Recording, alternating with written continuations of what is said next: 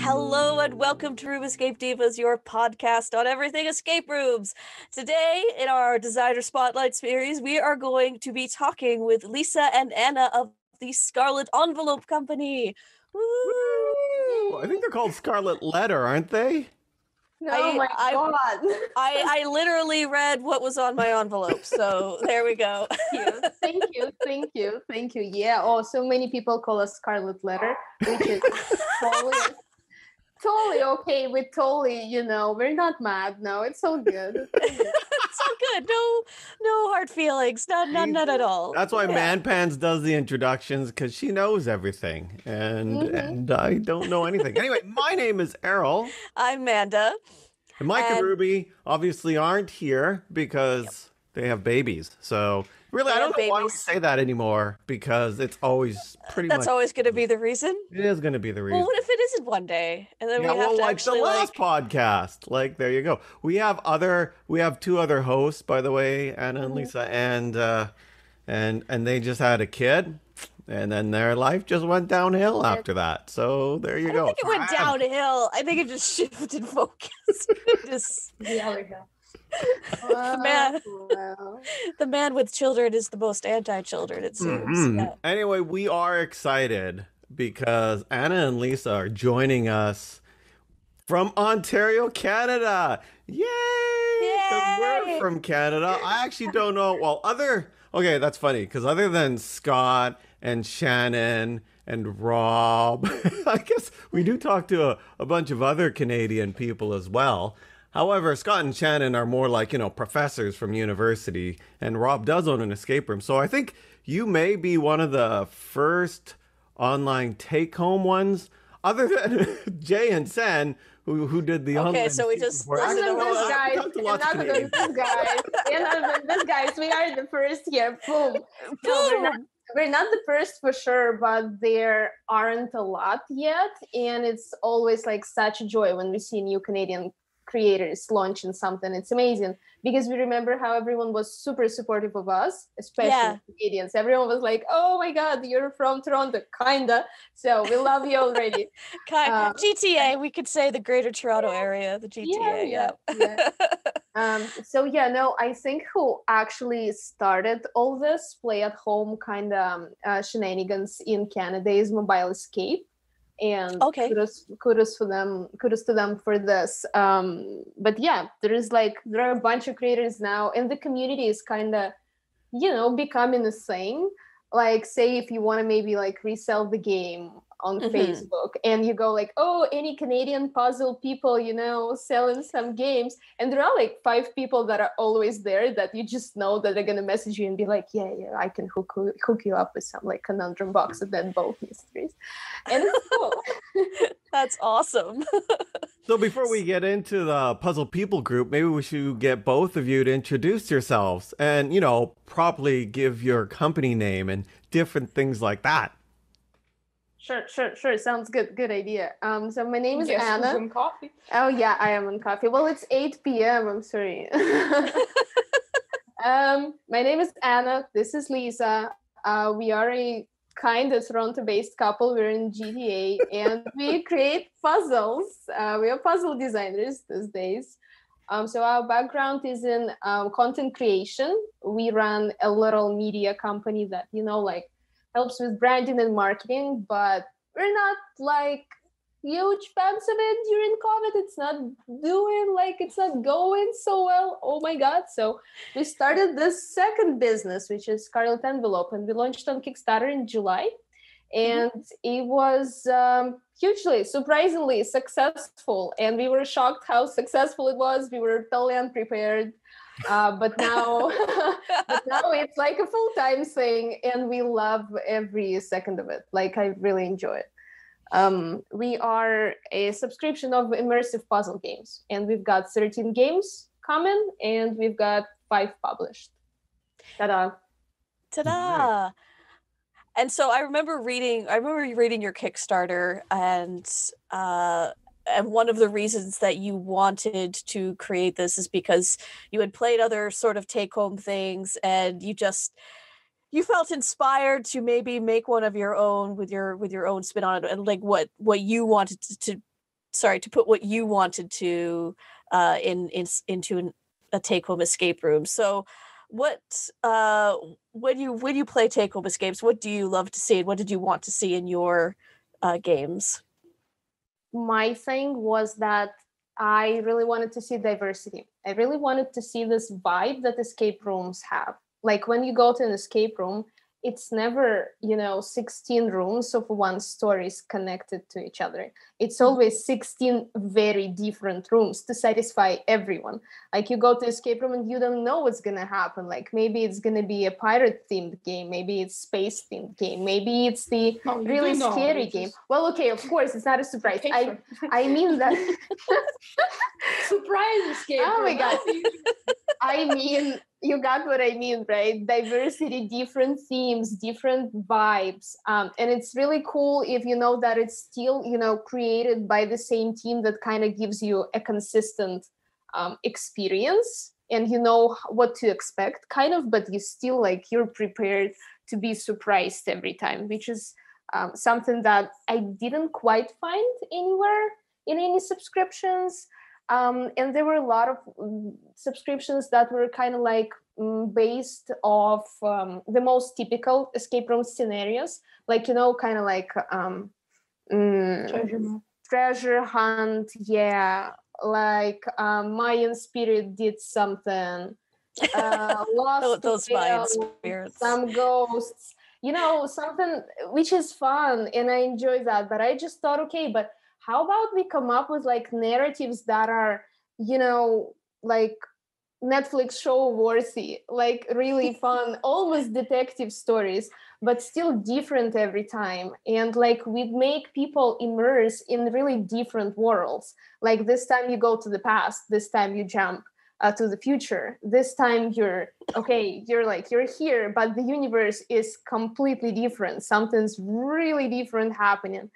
And yeah, that's something we didn't really find, and we thought, okay, what if we were to create something like that? Would we be able to pull it off?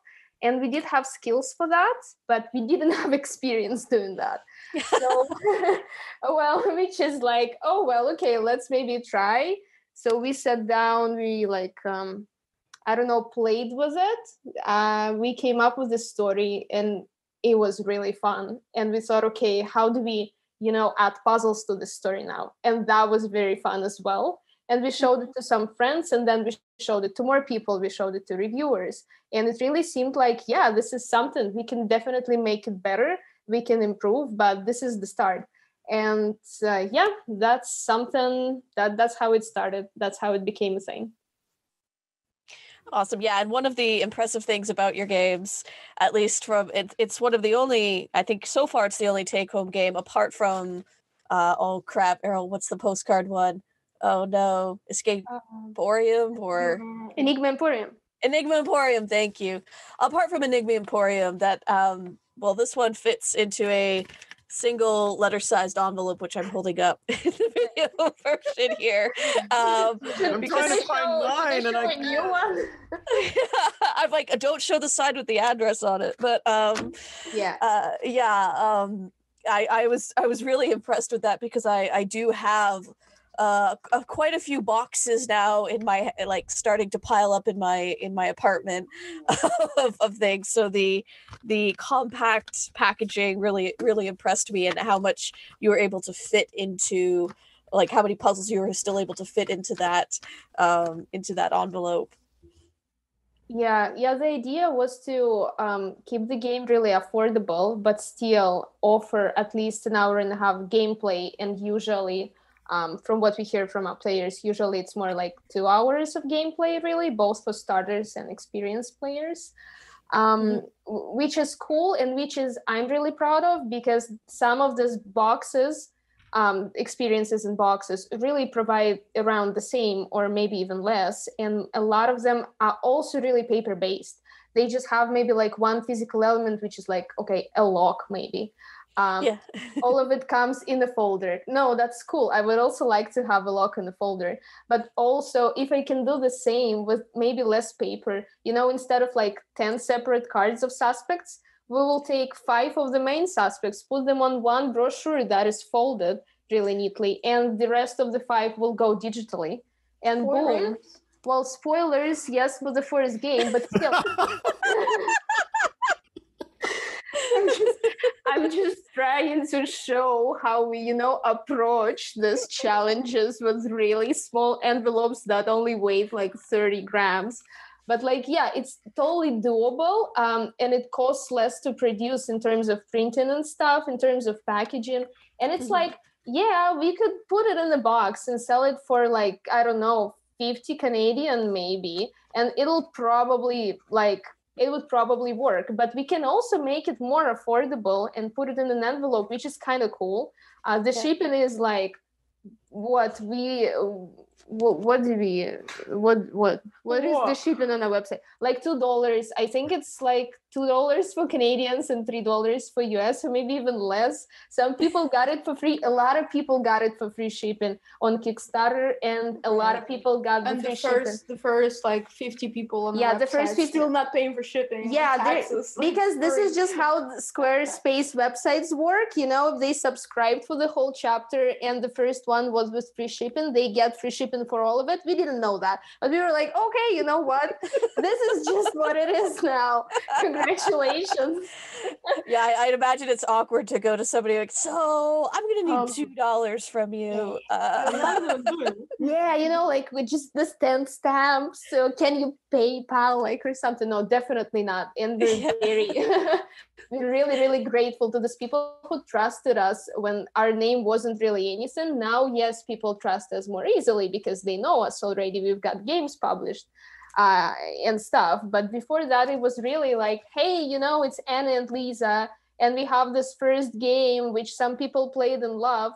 Do you want to maybe sign up for 13 games like that? And people were like, sure, let's do it. And it was amazing. We really, really didn't anticipate that success. So now, whatever they got, for free, whatever, that's just, we're really happy that they did. And we just want them to stick around and stay with us. I'm impressed that, you have to keep it under 30 grams. I'm not going to spoil it. I have one of your envelopes here, and there is an item in it that's a bit heavier and thicker than normal. So yeah, that's right. So I was like, oh man, to try and keep that weight under, especially with the higher quality paper. Else there'd be spoilers if I open this. Well, you could open it without showing people. Oh, well then what's the fun in that? No, but that's okay. The first one is totally okay to open because we used this promo video with all the stuff inside the first envelope everywhere. So if people know us, they already seen these things. Just, don't show them close-ups of the puzzles and it's going to be okay. So you can open it. Oh, look at that. There's a fun little thing. A newspaper thing. That's nice. Oh yeah, I remember that one. Genuine newspaper paper, yes. Yes. Ah, that is genuine newspaper paper. That's nice. That's cool. Yeah.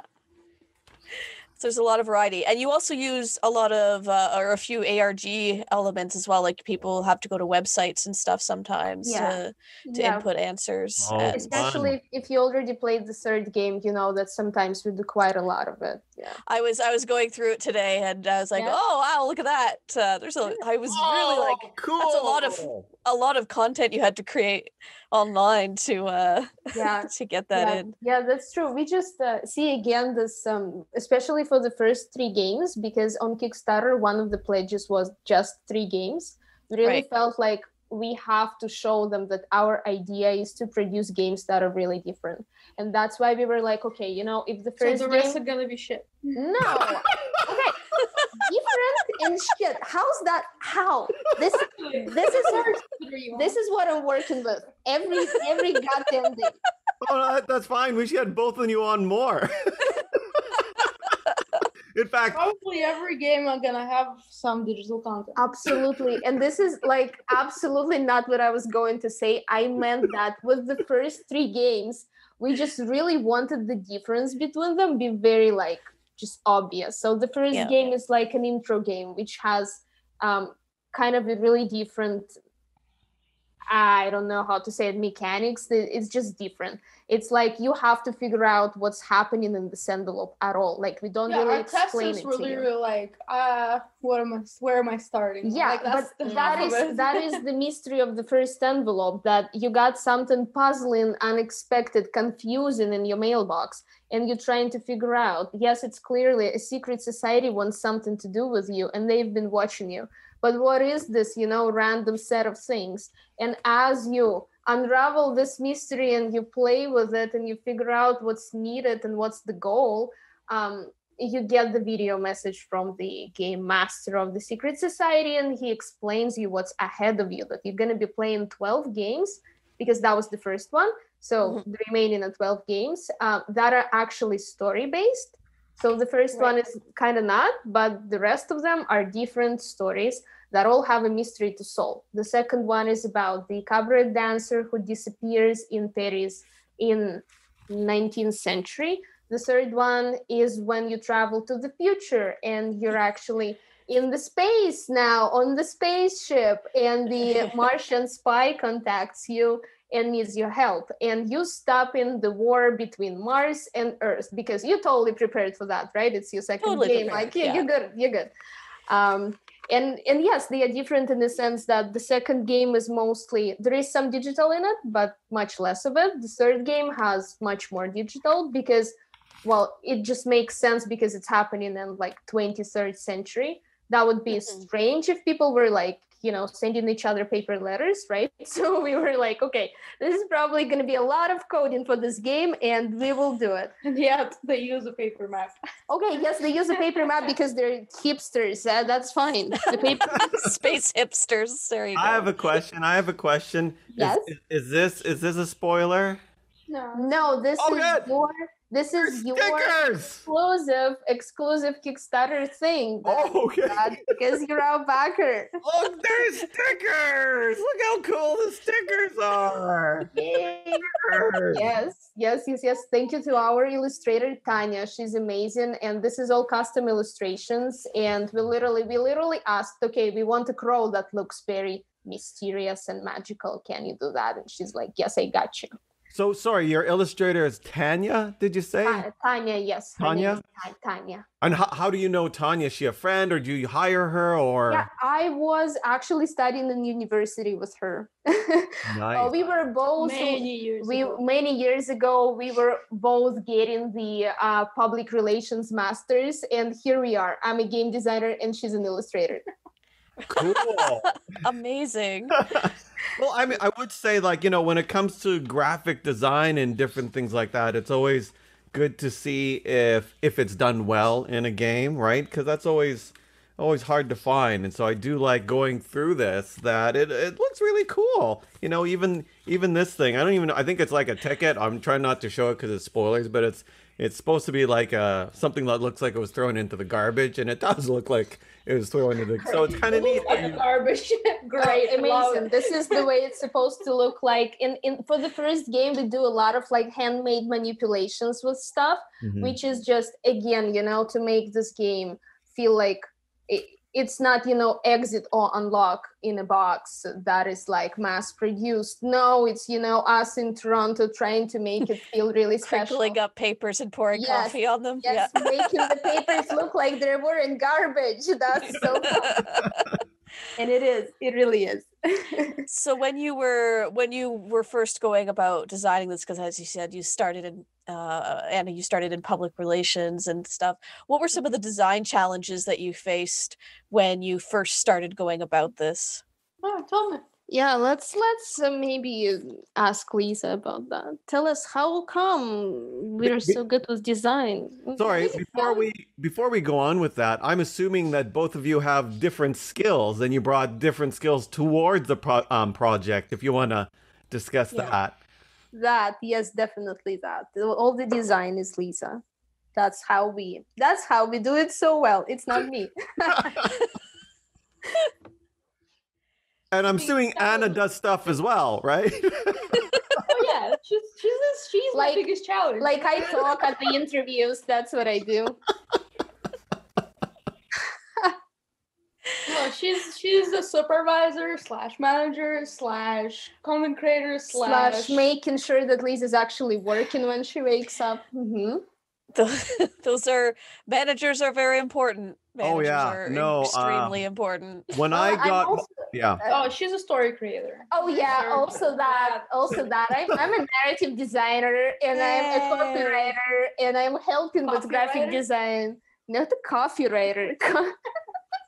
Copywriter. We do have the editor though. Like I'm not the editor. I need someone to proofread my stuff all the time, but I do write everything, and then we've got quite a team. Everyone's just working remotely. And we've got a lot of help. That's what I want to say. I don't want it to sound like it's just two of us. We've got the illustrator, the designer. We've got an amazing programmer who's been helping us a lot with Game 3. Lisa is coding. Lisa is good with Java, but some things are just... No. HTML and CSS. He was Java. Can do Java. Shit. Oh, well. See, Anna's just, always saying wrong things. Anyway, Lisa's coding something there, and it's working on the computers. Woohoo! And we've got another guy who's doing it even better, who's helping Lisa when Lisa's coding things, and it's not working on the computers. I'm coding, and it's on the computer, and he's making it work. Yeah, that's what I just said. No, you said I'm doing work. It's recorded, so we're gonna listen to it again, and we'll see what I actually said. Yeah, let's do it. You literally said to make it work. No, I have to say for our watchers that at the very beginning, we usually try to give some type of introduction to the podcast and kind of warn them what's coming up. But I wanted to start right away for Anna and Lisa because they just immediately started arguing and we were losing all of it. So it's like, okay, stop talking. I'm just going to press record so that we can get all on the... You were asking about my biggest challenge in design. Yeah, I was. Yeah. I do design, and then she shits on it. And that's how, ladies and gentlemen, you get the beautiful Scarlet Envelope that you get. Exactly. Subscribe to our channel, follow us on Instagram and Facebook. No, honestly, okay, Lisa is, so we are players of really different levels. Like in terms of puzzle design, I'm more of a beginner player and she is really advanced in it. And also because she's so creative, she's a professional graphic designer, by the way. She didn't really mention that, but that's the skill set.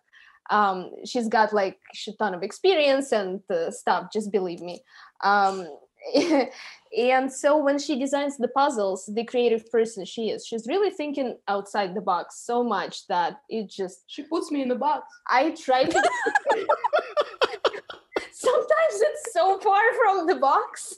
I kind of feel like nobody's gonna pick it up when she puts it down. So sometimes we really go like, okay, this is amazing, but let's slow it down like a little bit. Let's maybe lose this 3 levels in this multi-level puzzle, and this is gonna be playable for people, just the humble peasants, not you, like me. I mean the humble peasants. Anyway. So I usually term that as that we want to make it accessible to the mainstream because.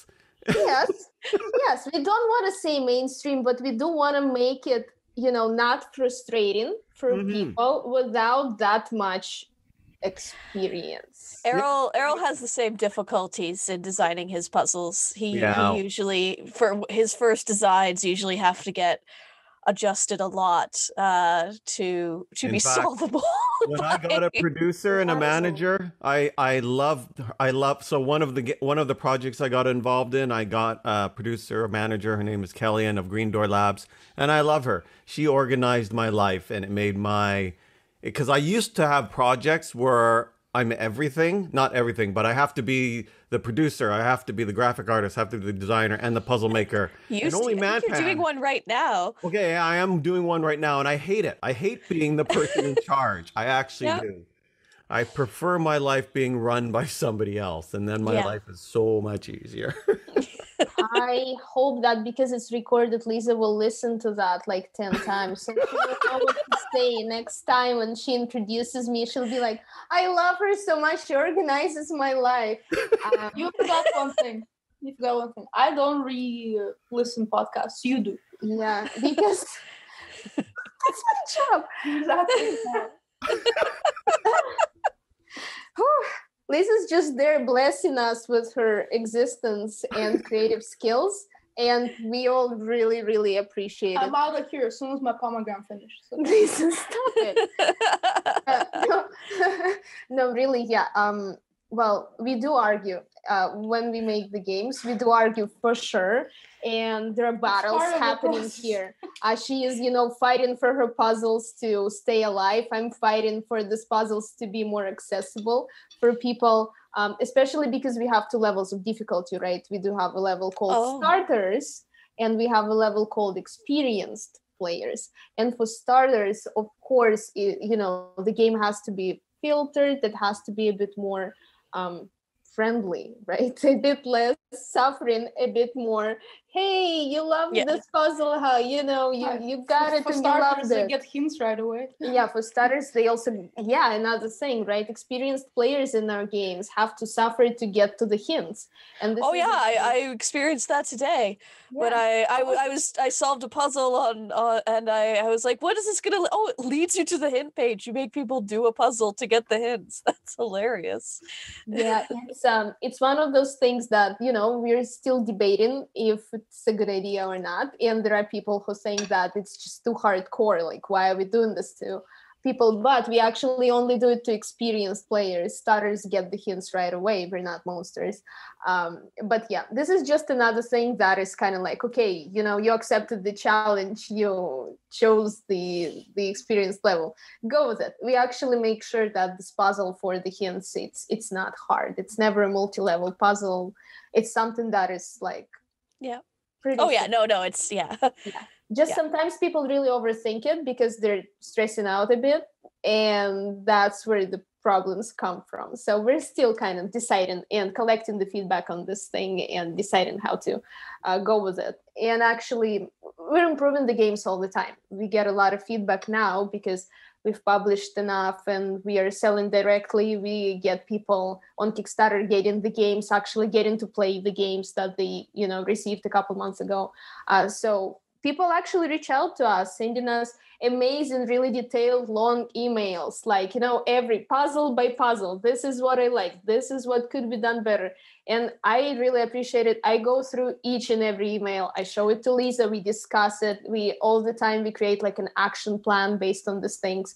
If anyone of these amazing people who actually email us about every game is watching this, thank you so much. You actually, you are a part of this whole process. That is impressive. Getting that amount of detail for puzzle analyzation. Oh, I dream of things like that. So when people send me long missives on how they did my puzzle, it's great. I usually do this to poor man pants. It is. I love it. I personally love it. I love being critiqued. But for Amanda, when I get her to test drive my puzzles, I'll just get on the phone with her, not saying anything, and I'll just listen to her. It just does. And I have to narrate what I'm thinking while I'm solving his puzzle. And sometimes often, always, they're difficult puzzles. And I am like you, Anna. I'm more of a starter puzzle solver. So when I'm sitting there and then I'm going insane and I'm like, well, it can't be this. And Errol says nothing, and it sucks because as the puzzle designer, I want him to tell me if I'm on the right track or not, but he never does. He wants to know all the rabbit holes I'm going to go down before I get to the right thing. Yeah. Usually what I try to do, though, I mean, I can understand how Lisa feels because sometimes I just want to make a complex puzzle. And that's why my projects that I do with other people, I try to make accessible and for the beginners. But then all of my personal projects, they're the ones, that's why people hate me. So people have voodoo dolls of him. I need to go solo. That is, I didn't know this was going to take that direction. I'm an envelope. You now use Scarlet, okay? Scarlet Envelope Chapter 2, completely unsolvable, written by Lisa. specifically alone, just Lisa, and people just go, how do I access like the website at all? How do I purchase this? That's strange. And there's a puzzle. Wait, we have a deal with you that the game 13 was all my baby. Yes, the game 13 that everyone is waiting for, which is advertised as the game that's gonna like explain the secret society kind of overarching narrative, this game master shadowy persona, and what was going on with you this whole chapter when you were, randomly going to different worlds. What were you doing? What is this test? Everything's going to be answered in game 13, but you will only get to play game 13 if you play the first 12 and you collect hidden letters. In each game, there is a hidden letter. Yes, you remember them. You take a note. You remember every letter. Then they're all going to create a password for game 13. You unlock it, you get to play. And that game is going to be created by Lisa, but I will still filter it, you guys, because I don't want you to, not solve it at all. We still want you to have fun. But yeah, I don't think there are going to be any puzzles made by me in game 13 because it's supposed to be difficult, and it's going to be difficult. Yeah, and we're planning on having like a rating system. So it's like a test. And if you get an A, you get something in return. Yeah, there are going to be prizes in game 13 for people who do the best. Yeah. That's interesting. The puzzle community's ears just perked up. They're gonna everyone loves prizes. We love prizes, and honestly, we just, because it's our project and this is our first project that is a product. Before that, we only we were in like service business, right? Like media agency is a service, so we were just helping like other clients succeed with their products. And now finally we've got a product of our own. And for me, it's amazing. This is just something that I've been wanting for so long. And here we actually get to do all these things that, you pitch it to the clients and they go, oh, this is too expensive. This is too much work.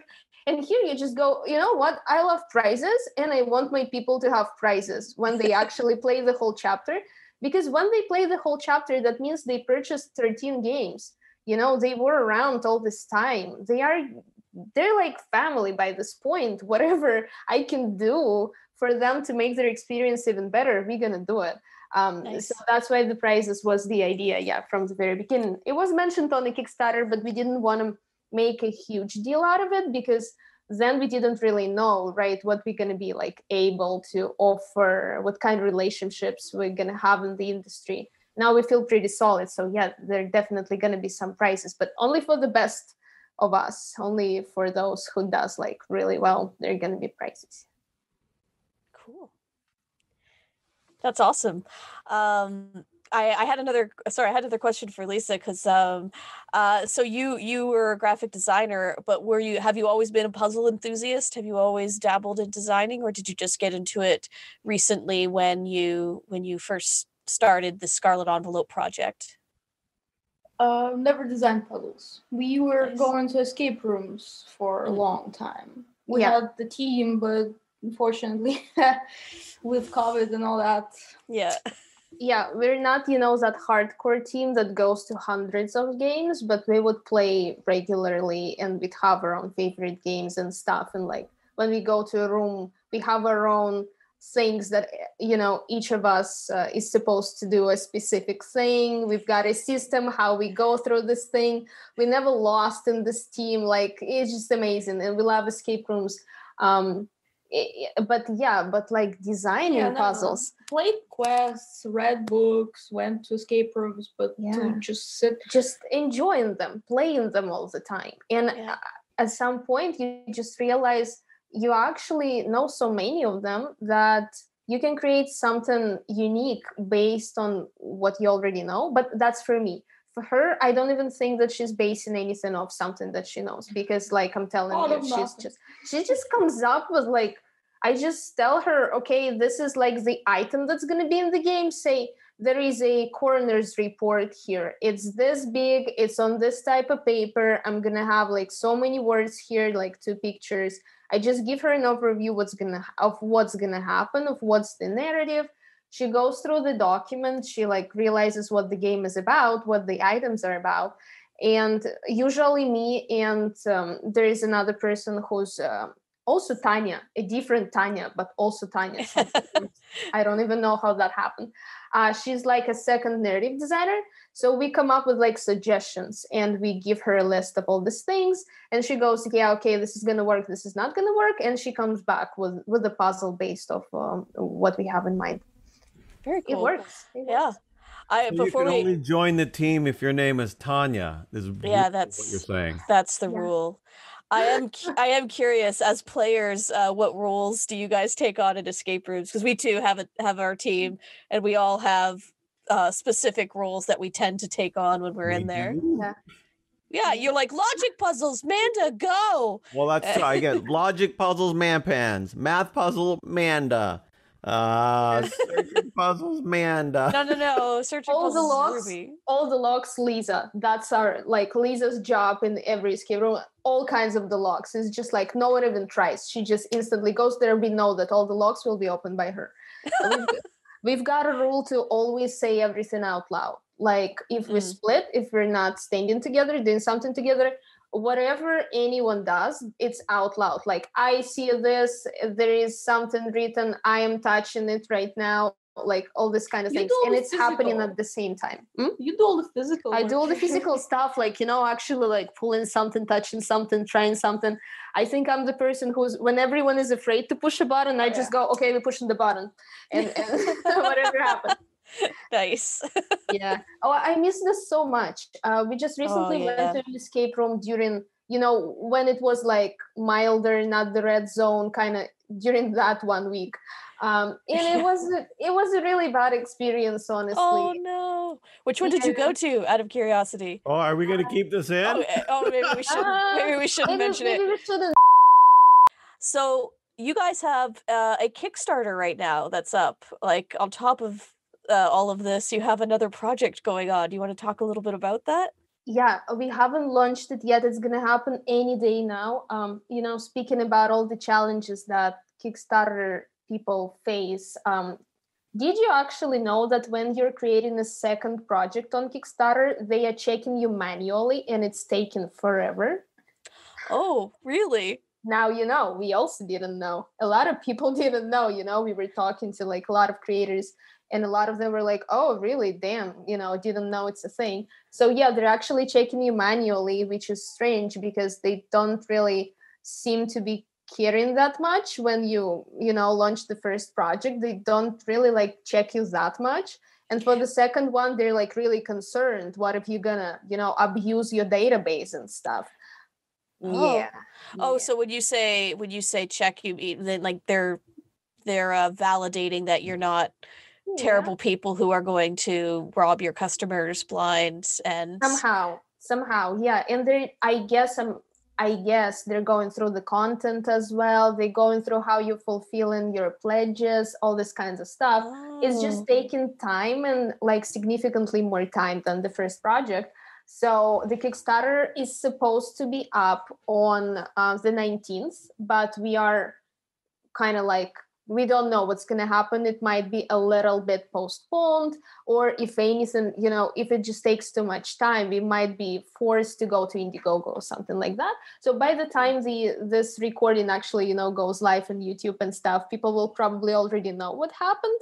We are definitely launching. Tell us. We don't know. Tell us.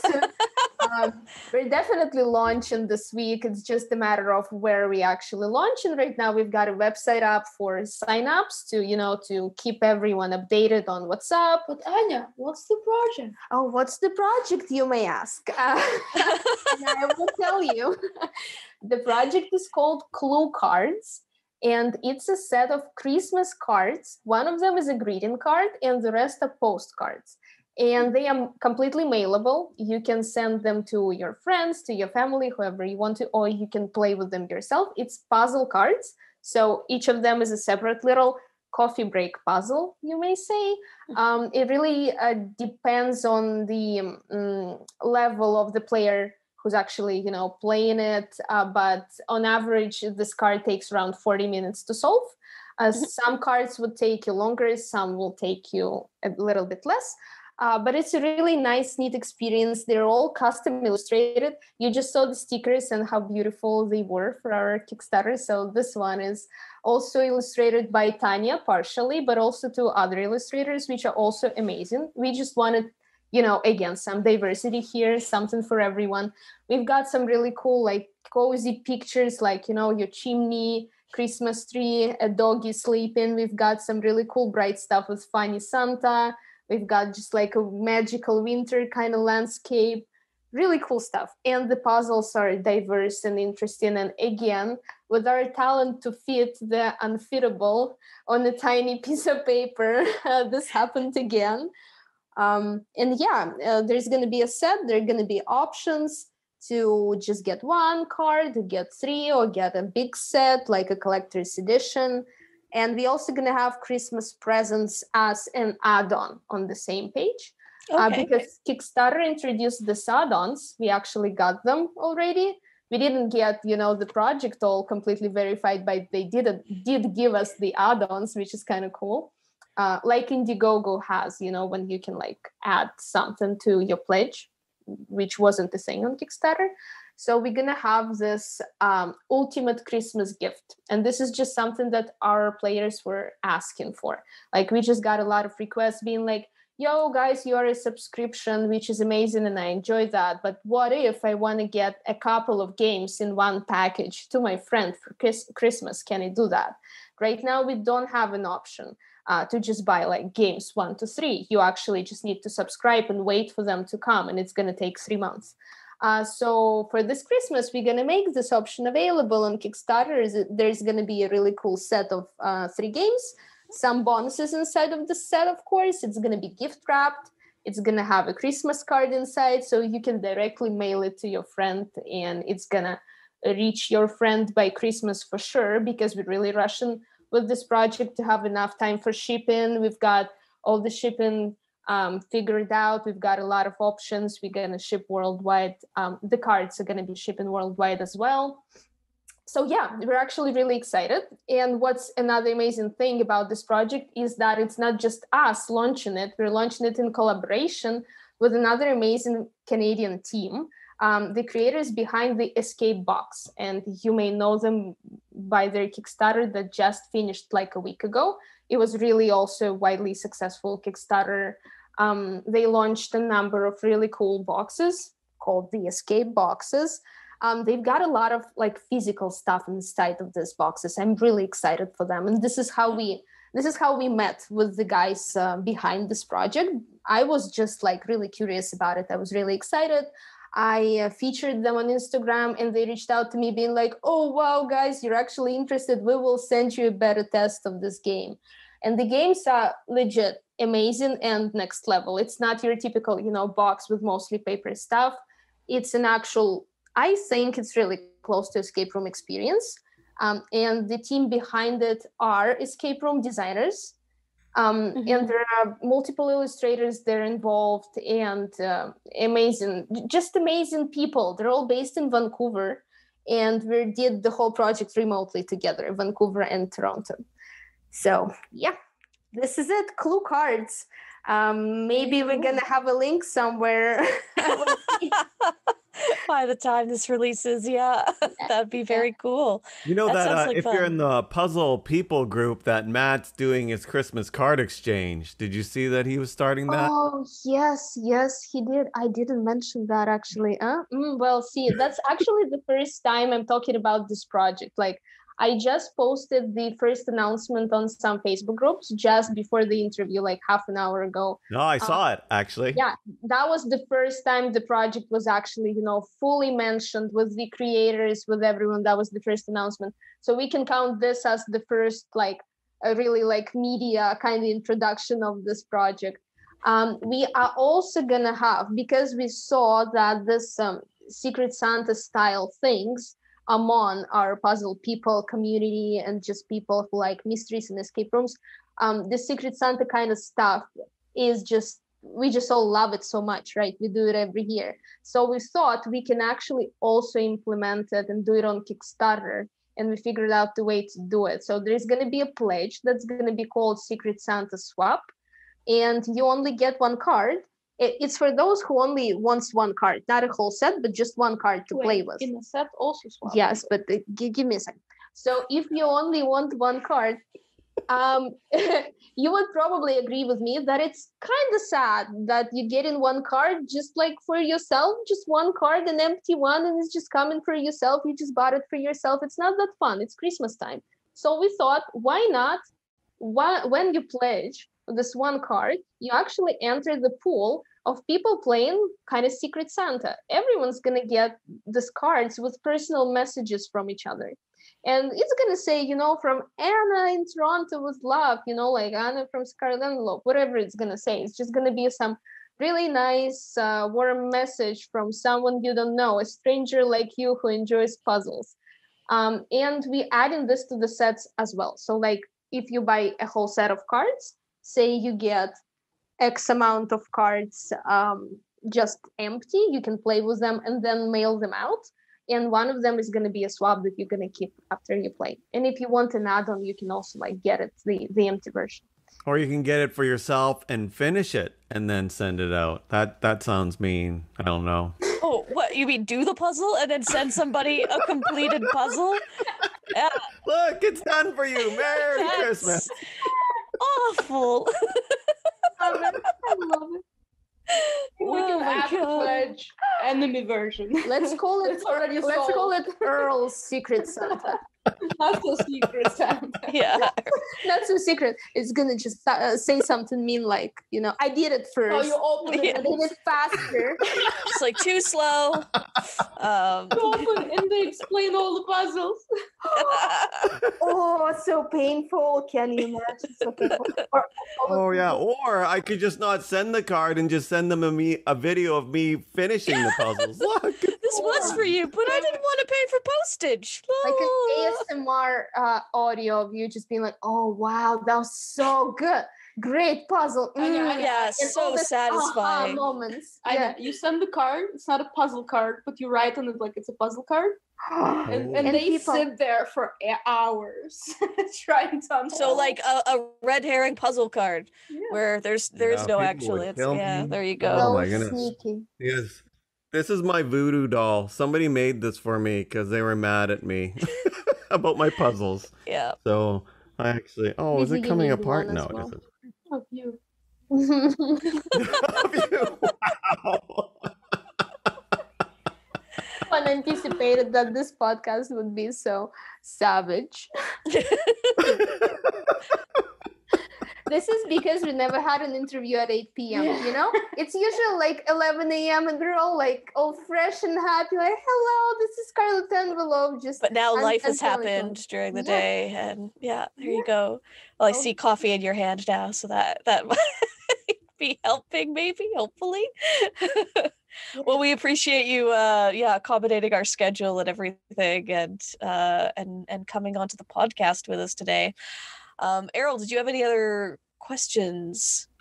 Well, no, it's been going on for an hour, and it's I probably could have a lot more questions, but I figured we should let them go, and then when we stop, then we can get into the really juicy stuff, and then maybe Lisa will go even more savage. That'd be fun. Well, anyway, thank you so much for joining us today and talking about the Scarlet Envelope. I've had fun solving them. And if people would like to find their own copy of the Scarlet Envelope, where can they go? It's www.scarletenvelope.ca. We actually even have a promo code live right now. Which one? Mystery. Yeah, promo code Mystery would get you 20% off the first But game. would it be live in a week? Would it be live in a week? Who knows? Who knows? Try it out. Try it out. It's a mystery. It works on many levels. Let's see. You solve the mystery, you reveal if it works or not. As far as I remember, it should be working until the end of the year, but who knows? What if I change my mind and I just make it unavailable in 2 weeks? So don't waste any time and check right now. We're also on Instagram and on Facebook, and the nickname is scarlet.env because Scarlet Envelope was taken already. Oh, okay. Yeah. I don't know. I don't even, Well, anyway, Scarlet.env, I post a lot of backstage stuff, like how we create puzzles. I give some little sneak peeks into the envelopes that are only... You know what? Yeah, I think that's enough for today. Okay. Well, thank you so much again for joining us, and good luck with your Kickstarter. And I will talk us out. Room Escape Divas is brought to you by Inverse Genius. You can go to inversegenius.com to find other fun podcasts just like this one. You can also email us at roomescapedivas@gmail.com. We love getting the emails. And if you are on Facebook, you can click the like button on the Room Escape Divas Facebook page. We still are holding our community meetups every Friday during this pandemic and probably beyond at this point. And if you are using Twitter, you can use the hashtag REDivas. All right, thanks, guys. Thank you so much. We had fun. Bye.